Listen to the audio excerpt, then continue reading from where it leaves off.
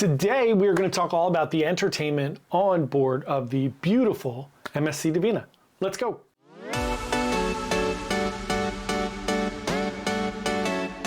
Hey everyone, John here from Byte Size Cruises. Welcome to the channel. Today we are talking all things entertainment on MSC Divina. So I recently sailed on the Divina just a week ago, a few days ago. I did a 4-day sailing out of Miami. We went to Nassau and Ocean Key. Had a really great time. I did a 3-day afterwards on Independence of the Sea, so we'll have a bunch of videos on that afterwards. But let's get into the Divina. I really enjoyed my time on this ship. 4 days I felt like was a nice cruise on the Divina. We had a 1 sea day. So we left out of Miami on Monday. Tuesday was a sea day. We really didn't need a sea day because we were just basically floating in the water because Nassau and Ocean Key are both very, very close to Miami, as you'll hear in a second. Then we went to Nassau and then Ocean Key, and then we had a medical emergency, which is very sad and scary, and we had to actually haul butt back to Miami that night. So we left Ocean Key at 8, and we were back in Miami by 11 o'clock, which is wild. But hopefully everyone is okay there, but it was a very, very nice time. I want to talk a little bit about the entertainment. So first off, I like to discuss the entertainment, starting with the cruise director and the cruise director staff. I thought they were excellent. So I didn't see much of the cruise director staff there. I didn't do enough trivia and things like that to see them. But the cruise director was Andrigo Martin. I had him as a cruise director on Magnifica.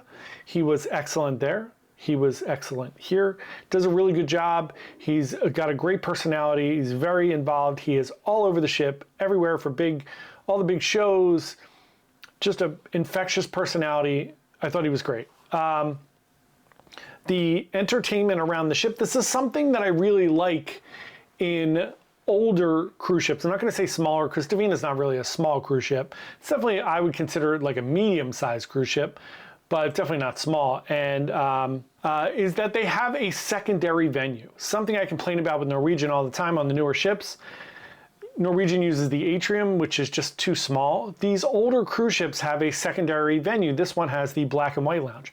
They have several of these. They have the Golden Jubilee, not the Golden Jubilee, the Golden Jazz Lounge. So they have those. They have the sports bar. There's a bunch of smaller, different venues. So I really enjoy that. The black and white lounge is where they do a lot of the game shows. There is entertainment there, music in there at night. But say, for instance, they were doing the Quest, something like the Quest game show, it would take place in there. And they just did a bunch of different things in different venues that I really like. It does break things up a little bit, and it gives you a secondary venue if there's something going on in the theater, because pretty much every night there was a show in the theater.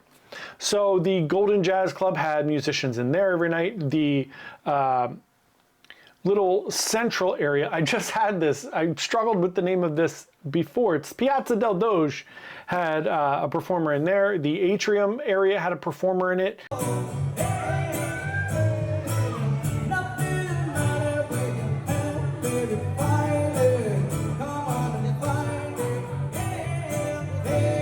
During the night, there was music going on all around the ship. The black and white lounge again had music in there in the evenings.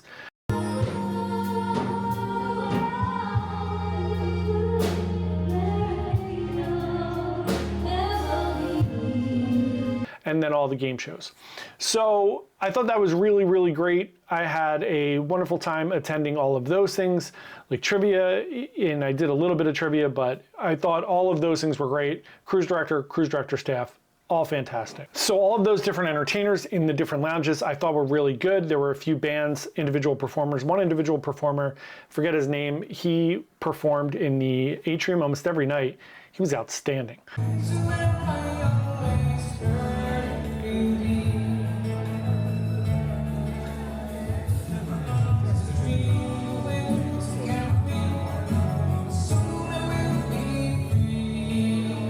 A lot of sing-along stuff, things like that. It was great. I had a really nice time at all of those things. Now, let's talk about the theatrical performances, and then we'll get into the theme nights on board the ship. The theater performances I thought were excellent. It's so weird. I've been on so many MSC cruises now, and for some reason, the older ships seem to have better theater shows Very, very strange to me. We were on Meraviglia, and obviously when we were on Meraviglia, we loved, if you haven't watched our reviews, we were on there in December, we loved the carousel shows, Rock Circus and House of Houdini. The cast is fantastic. They're great singers, great dancers, aerialists, the whole 9 yards. The theater shows weren't great. The singing and dancing wasn't great. It was just okay. Same with Seashore when I was on Seashore.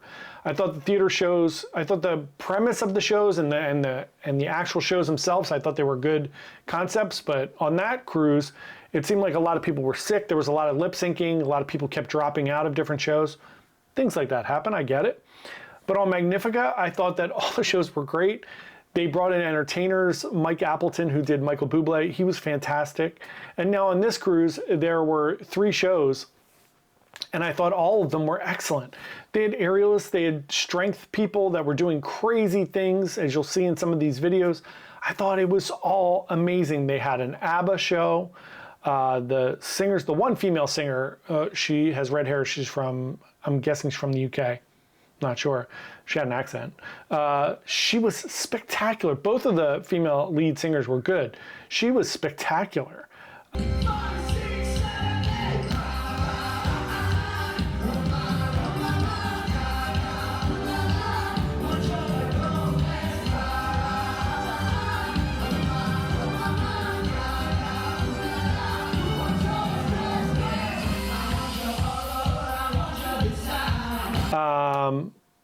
They were just great. All of the different shows were good. The music was good. The dancing was good. Like I said, the aerialists and performers were really good. So excellent, excellent entertainment on board of this cruise. Then you have your theme parties. You have like the Sunshine Party, which is your 60s, 70s, 80s themes parties. You have your White Night, which is their, you know, the MSC big thing. I think White Night is great. They have like a Latin night. Thought that was great. The entertainment and the cruise director staff, I think, did a great job with all of that. The White Night took place on board up on the pool deck. Well, the Sunshine Party took place in the atrium because the weather wasn't as great. All good. All in all, I think it was an excellent cruise. You'll see I have a review on the included food, the specialty dining, my overall review and debrief. But I had a great time, 4-day cruise. I think 4 days is great on this ship.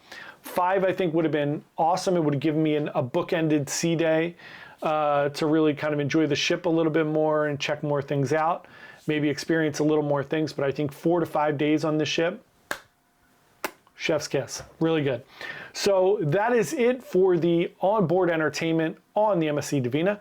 If you have any questions, you want to know any more information about Divina, please send me a little message below in the comments, or you can always message us. You can email me at jp@bytesizecruises.com. We would love to help you plan your next MSC Divina cruise. Thanks so much for watching. We really appreciate it. Have a great day and happy cruising. Bye.